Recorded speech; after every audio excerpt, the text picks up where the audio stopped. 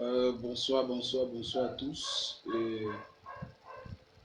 Nous avons le privilège ce soir de s'adresser à l'Église et nous prenons ce privilège comme une grâce, comme une opportunité de répandre la bonne odeur et la bonne nouvelle de l'Évangile. Le monde est en train de traverser des moments de tribulation. Le monde est ballotté, ça et là, par la peur, la crainte. Et je crois que dans ces circonstances, l'Église doit dire quelque chose. Donc l'Église doit dire quelque chose afin de pouvoir, par la lumière que nous sommes, parce que l'Église est la lumière du monde. Donc l'Église doit apporter la solution à la situation que le monde est en train de traverser présentement. Ce soir, j'aimerais vous partager brièvement sur surpasser la crainte par la foi. Ça veut dire dominer la crainte par la foi. En effet, avec tout ce qui est écrit dans la parole de Dieu concernant le né de nouveau, avec tout ce qui a été dit, ou bien qui est écrit, qui est confirmé dans les Saintes Écritures concernant le croyant en Christ, le mot crainte ne devrait même plus être dans notre jargon. Parce que nous avons une grosse assurance en Christ, nous avons une grosse assurance qui émane de la parole de Dieu. Et ce soir, j'aimerais partager avec vous sur ce thème, surpasser la crainte par la foi. Celui qui est né de l'esprit est esprit, celui qui est né de la chair est chair. Ça veut dire que lorsque quelqu'un est né de la chair, il est encore sous le rudiment de ce monde. Il est sous la domination des puissances et des autorités qui agissent dans le monde. Rappelez-vous, Jésus dit aux disciples, vous êtes dans le monde, mais vous n'êtes pas du monde. Vous êtes dans le monde, mais vous n'êtes pas du monde. Ça veut dire, tout ce qui se passe sous l'autorité du Dieu de ce siècle, du prince de ce monde, ça veut dire le diable et ses démons, n'a pas d'action sur nous. Pourquoi? Parce que bien que nous sommes dans le monde, nous ne sommes pas de ce monde. Le croyant est un miracle. Un né de nouveau est un miracle. Parce que le plus grand miracle, c'est de pouvoir contenir Dieu en toi. La Bible nous fait comprendre que le ciel ne peut pas contenir Dieu. La terre ne peut pas contenir Dieu. Mais miraculeusement, le croyant contient Dieu en lui. Ça veut dire que le croyant porte Dieu en lui. Donc, il est déjà lui-même un miracle. Plus besoin de se soumettre à la puissance qui agit dans le monde en ce moment. Nous connaissons tout ce qui se passe dans le monde en ce moment, concernant le coronavirus, où il y a la panique partout. C'est de la panique partout. Il y a la crainte partout. Partout dans le monde entier, c'est la panique totale. Les gens se posent des questions. Est-ce que c'est la fin du monde? Qu'est-ce qu'il faut faire? Ça, ce sont des paroles de crainte. Parce que vous devez savoir une chose. De ta confession, on peut qualifier le type d'esprit qui t'anime. Et il y a l'esprit de crainte et il y a l'esprit de foi. Mais nous n'avons pas reçu un esprit de crainte. Mais nous avons reçu un esprit de puissance. Amen. La Bible dit dans 2 Timothée chapitre 1, verset 7, que ce n'est pas, nous n'avons pas reçu un esprit de crainte. Mais nous avons reçu quoi? Un esprit de puissance. Romains chapitre 8 également. Il dit, nous n'avons pas reçu un esprit de crainte, mais nous avons reçu l'esprit de Dieu par lequel nous crions, l'esprit d'adoption par lequel nous crions, Abba, Fada. Donc, nous en tant qu'enfants de Dieu, la crainte ne devrait même pas être dans notre jargon, dans nos circonférences. Parce que cette pandémie a été vaincue à la croix. Jésus-Christ a vaincu cette pandémie à la croix. Et nous devons arriver à cette assurance. Ma sortie en direct ce soir est pour 3 motifs. Le premier motif, c'est la sensibilisation de l'Église. Le deuxième motif, c'est nous encourager à l'évangélisation. Et le troisième, à la prière. Parce que le croyant né de nouveau qui n'est pas sensibilisé, qui n'est pas conscient des richesses infiniment grandes que contient la valeur de la rédemption que nous avons reçue en Christ, lui, il va toujours se soumettre au système de ce monde qui est la crainte. Mais nous pouvons, en tant qu'enfants de Dieu, surpasser la crainte par la foi. Parce que tout naît de nouveau à la foi. Le problème d'un enfant de Dieu, ce n'est pas la foi. Le problème d'un enfant de Dieu, ce n'est pas la foi. Le problème d'un enfant de Dieu, c'est le manque de connaissance. Tu connaîtras la vérité et la vérité t'affranchira. Ça veut dire que si la maladie te domine, ce n'est pas parce que tu n'as pas la foi. Nous ne sommes pas dans l'Ancien Testament pour dire, Seigneur, donne-moi la foi. J'ai envie d'avoir la foi pour être guéri. Non. La foi pour la guérison, c'est tout simplement la reconnaissance. Il demande à Philémon, j'aimerais que ta participation dans la foi puisse devenir efficace par la reconnaissance de toutes bonnes choses qui ont été faites déjà pour toi en Christ. Quand quelque chose est déjà fait pour toi, tu n'as pas besoin de la foi pour avoir. Ce qui est déjà fait pour toi, tu as besoin de reconnaissance. La foi nous introduit dans la grâce.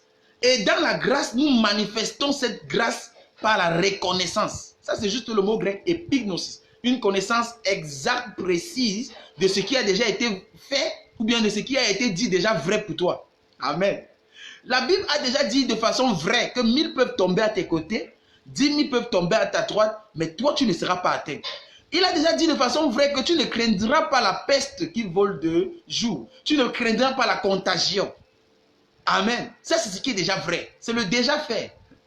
Amen. C'est le déjà fait de l'évangile. Le déjà fait de l'évangile a apporté ce qu'on appelle une grâce surpassante. Une grâce infiniment grande que nous ne pouvons pas épuiser. Toutes les valeurs qui émanent de cela et dans notre vivance sur cette terre. Même après, dans l'éternité future. Nous ne pourrions pas épanouir toute cette grâce. Parce que cette grâce est infiniment grande. Cette grâce, c'est Dieu lui-même qui s'est donné alors. Donc, nous n'avons pas de raison d'avoir peur.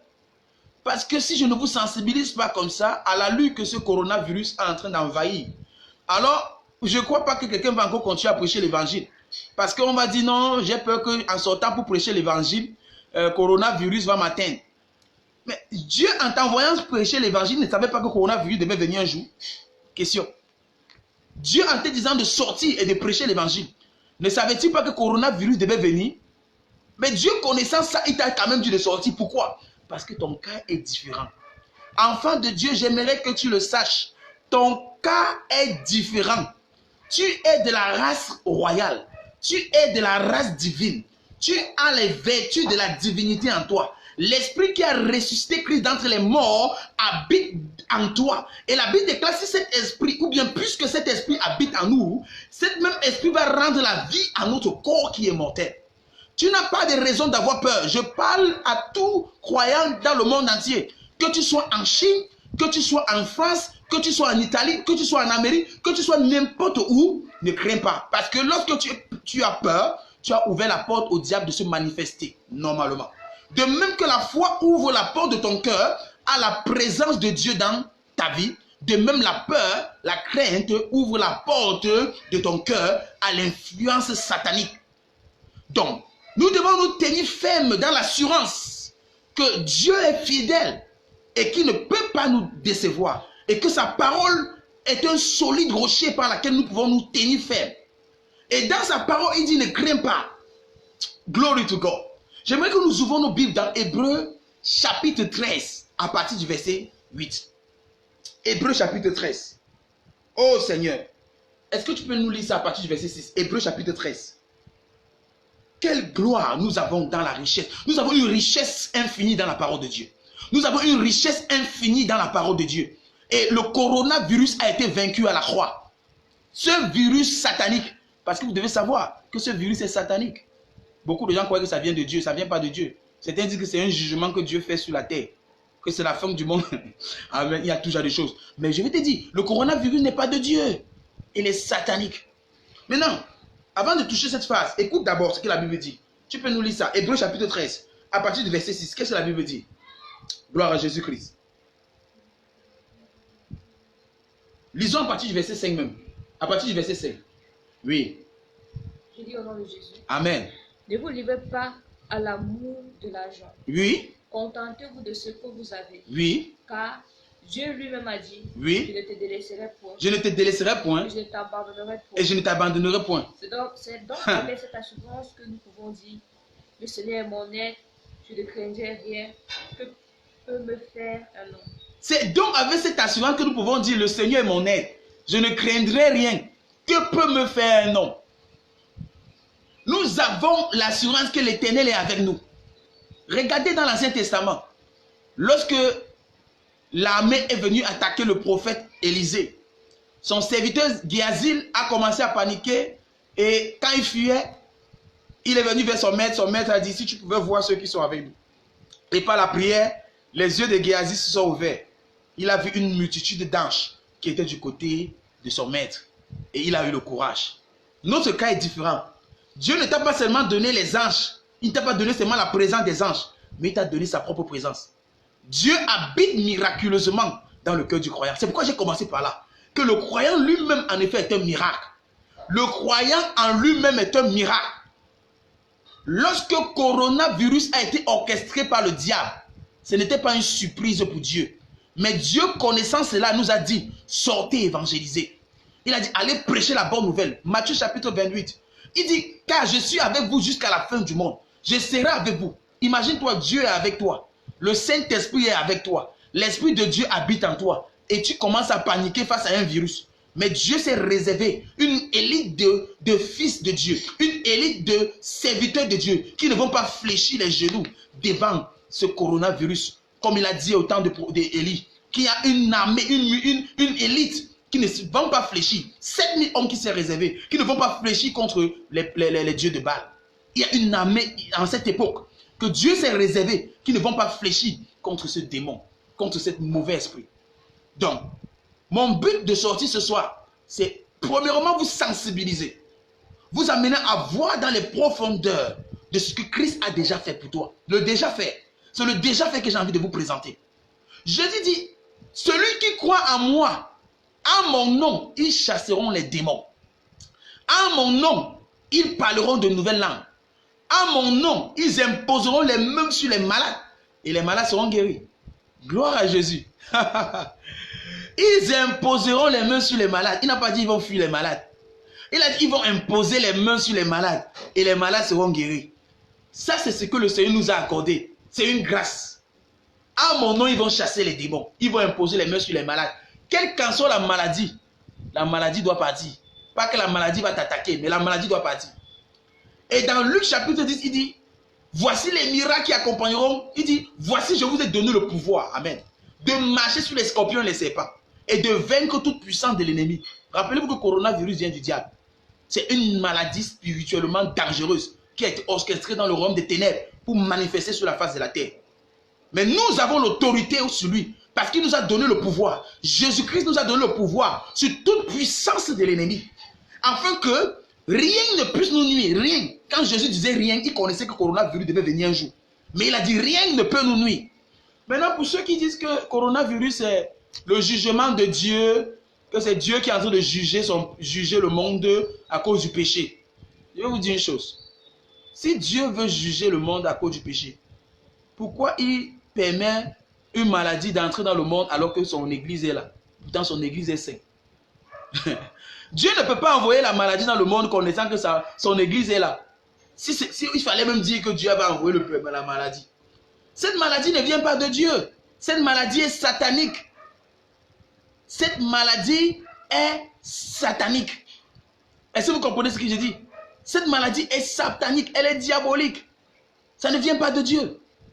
Dieu, lui, il a résolu de manifester sa gloire sur la face de la terre au travers des croyants. Donc nous, les croyants, nous sommes le peuple choisi de Dieu. Nous sommes la race élue de Dieu. Nous sommes ceux-là que Dieu a choisis afin de assujettir les œuvres des ténèbres. Est-ce que vous comprenez un peu ce que j'ai dit?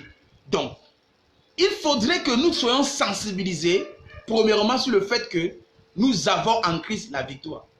Qu'en Christ, nous avons l'autorité. En Christ, nous avons le pouvoir au-dessus de toute puissance satanique. Au-dessus de tout nom qui se peut nommer dans le siècle présent comme dans le siècle à venir. Pourquoi? Parce que Christ ne t'a pas simplement donné une ordre de guérison, mais Christ est donné à toi. Christ habite dans le cœur de chaque enfant de Dieu. Chaque enfant de Dieu porte Dieu en lui. Chaque enfant de Dieu est un vase de Dieu. Un vase qui contient Dieu en lui-même. Donc c'est pourquoi je veux partir dans la deuxième phase.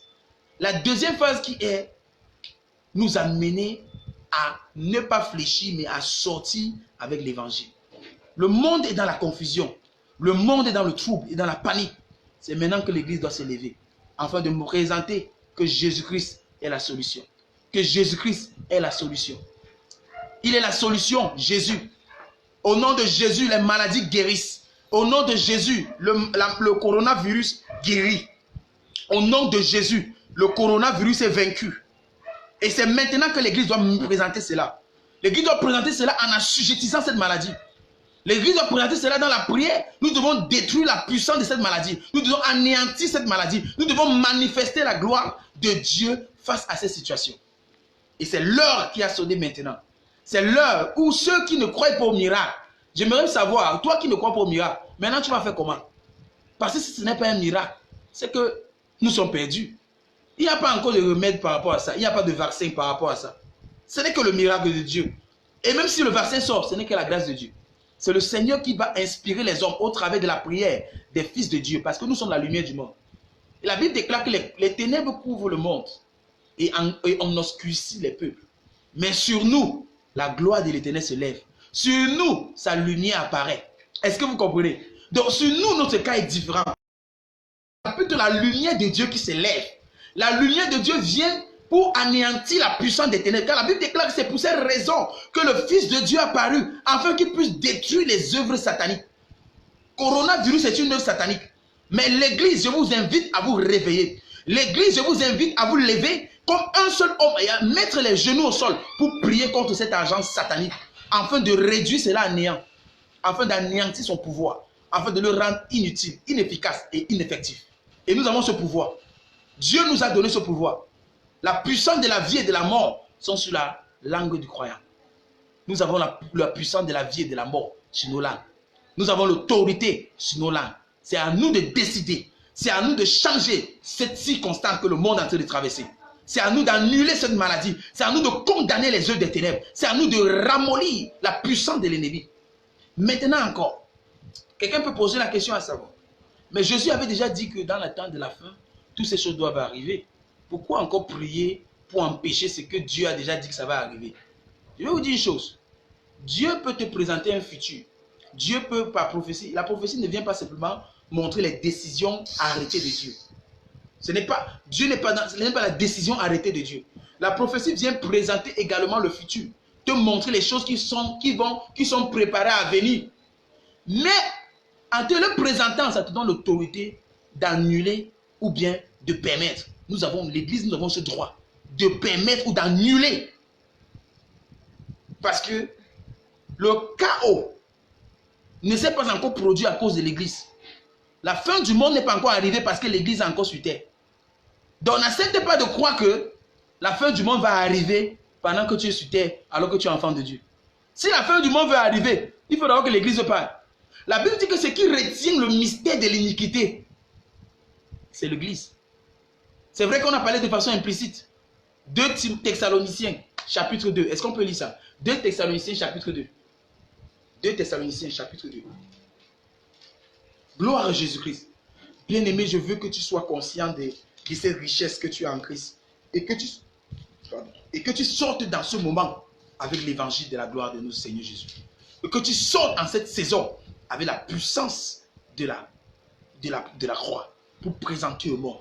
Le monde est dans la panique, le monde est dans la crise. Mais nous avons une solution. Et cette solution, c'est Jésus-Christ.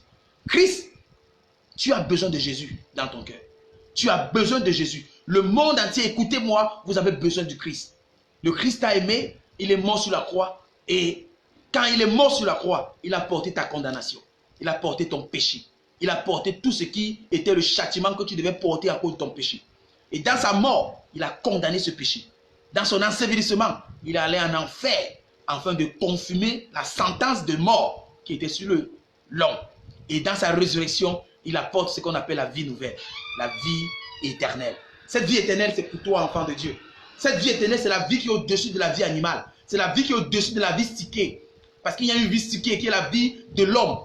Il y a une vie animale également. Et il y a une autre vie qu'on appelle la vie Zoé. La vie Zoé, c'est la vie qui est au-dessus de la mort. C'est la vie par laquelle nous buvons les breuvages mortels, mais cela ne nous fait aucun mal. Parce que celui qui est en nous est plus fort que celui qui est dans le monde. Gloire à Jésus-Christ. Celui qui est en nous est plus fort que celui qui est dans le monde. Amen. 2 Thessaloniciens, tu peux nous lire ça? 2 Thessaloniciens, chapitre 2. Pour ce qui concerne l'avènement de notre Seigneur Jésus-Christ et Mhm. notre réunion avec lui, Mhm. nous vous prions, frères, Tu es au verset combien? Hein? 1. Vas-y, rapidement. de ne pas vous laisser facilement ébranler dans votre bon sens Oui. et de ne pas vous laisser troubler, Mhm. soit par quelques inspirations, soit par quelques paroles ou par quelques lettres qu'on dirait venir de nous, Oui. comme si le jour du Seigneur était déjà là. Comme si le juge Seigneur était déjà là. Continue. Que personne ne vous séduise d'aucune manière, Que personne ne vous séduise d'aucune manière. car il faut que l'apostasie soit arrivée auparavant et qu'on ait vu apparaître l'homme du péché. Si c'était la fin du monde, si c'était la fin du monde, c'est que l'église devait déjà partir. Donc ce n'est pas encore la fin du monde. Si tu es encore ici sur cette terre, enfant de Dieu, je m'adresse à toi maintenant. Si c'était la fin du monde, c'est que nous ne devions plus être ici sur terre. Donc parce que l'église est encore sur terre-ci, sache que ce n'est pas encore la fin. Amen. Ce n'est pas encore la fin. L'apostasie parle de la fin. L'apostasie parle de la destruction finale. Continue. Le fils de la perdition. Mhm. L'adversaire qui se lève au-dessus de tout ce qu'on appelle Dieu Oui.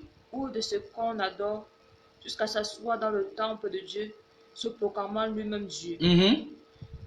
Ne vous souvenez-vous pas que je vous disais ces choses Oui. lorsque j'étais encore chez vous? Oui. Et maintenant vous savez Vous savez ce qui le retient. le retient. Donc il y a quelque chose qui retient le diable de manifester pleinement. Il y a quelque chose qui le retient d'agir librement. Ce qui le retient, c'est quoi? C'est le Saint-Esprit. Et le Saint-Esprit habite où? Dans l'église. L'église, c'est le corps de l'Esprit. L'église, c'est le temple de l'Esprit. Et qui est l'église? C'est l'ensemble des nés de nouveau. Donc ce qui retient encore l'apostasie, la destruction finale, c'est l'église. Donc si l'église est encore sur terre, en ce moment que je parle, alors nous avons le pouvoir de dire non à coronavirus. Amen. Nous avons le pouvoir de le dire non. Parce que imaginez-vous, on parle de plus de 5000 morts. Plus de 5000 morts de coronavirus. 5000 morts. Et on n'est pas sûr que c'était vraiment, tous étaient nés de nouveau. Tous avaient reçu Christ. Et quand 5000 morts sans Christ, 5000 personnes meurent sans Christ, vous connaissez où ils partent? En enfer. Ce n'est pas le plan de Dieu. Dieu ne souhaite pas la mort du pécheur. Dieu veut que le pécheur se répande et qu'il soit sauvé. Dieu ne souhaite pas la mort du pécheur, mais il veut que le pécheur se répande et qu'il soit sauvé. Donc, bien aimé, cette maladie est réprimandable par l'Église. L'Église a l'autorité de dire non à ça parce que cette maladie est en train de peupler l'enfer. C'est que vous ne savez pas. Cette maladie est en train de peupler l'enfer. Et nous ne devons pas rester les bras croisés. Nous devons nous lever. C'est pourquoi j'ai dit à mon église que c'est vrai, il est dit, 1000 peuvent tomber à tes côtés, 10 000 à ta droite, mais toi tu ne seras pas atteint. Mais je ne veux pas que vous dépendiez de ça. On ne veut pas que 1000 tombent à notre côté. Nous ne voulons pas 10 000 tomber à notre côté. Parce que nous ne savons pas. Ils partent où après être tombés? Ils tombent pour partir où?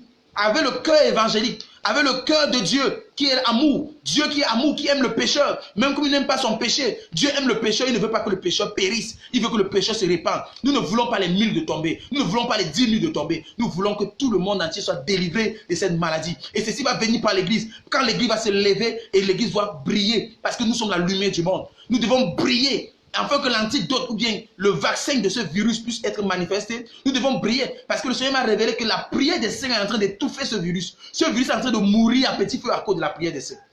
Nous sommes en train de l'étouffer. Donc redoublons d'efforts. Continuons de prier. Ne permettons pas à ce virus d'atteindre nos familles, d'atteindre nos personnes, d'atteindre l'humanité. Parce que l'humanité a déjà trop souffert. Et nous devons résoudre ce problème par la puissance de la parole, par la puissance et l'autorité que nous avons reçue en Jésus-Christ. J'espère que vous avez été édifiés pendant ce moment. Si je vais conclure quelque chose, je vais dire ceci. Nous devons être conscients de notre identité en Christ. Nous devons porter et revêtir cette identité. Et de deux, nous devons sortir évangéliser. Parce qu'en ce moment où il y a le trouble, les gens ont le cœur ouvert pour la rescousse. Montrons-les que celui qui peut vraiment les sauver, c'est Jésus. Seul Jésus peut vraiment les sauver. Sans Jésus, le salut ne sera que un salut passager, éphémère. Si c'est un médecin qui te sauve, il t'a sauvé juste d'une maladie, que tu peux encore retomber malade demain. Mais quand c'est Jésus qui te sauve, tu es sauvé pour l'éternité. Tu es désormais héritier de la vie éternelle. Désormais, tu es participant de sa nature. Désormais, tu portes Dieu en toi. Et tu as l'assurance que si Dieu est pour toi, qui sera contre toi? Restez bénis abondamment. Et nous allons continuer à prier dans nos lieux secrets. Nous allons continuer à prier et à sortir dans les rues, à évangéliser. J'encourage tous les évangélistes que je suis en train de voir sur les réseaux sociaux, en train de sortir avec des masques, avec des gants, mais avec la parole à la bouche pour annoncer l'évangile. Je vous encourage. Ce n'est pas mauvais de porter les gants, ce n'est pas mauvais de porter le masque, mais c'est mauvais de dépendre du gant et du masque pour ta protection. Porte le gant, porte le masque, mais reste confiant que Jésus-Christ en toi, c'est ta garantie. Jésus-Christ en toi, c'est ta solution. Jésus-Christ en toi, c'est ton assurance. Restez bénis abondamment. Que le Seigneur vous bénisse. Amen. Ciao, ciao. Bye bye.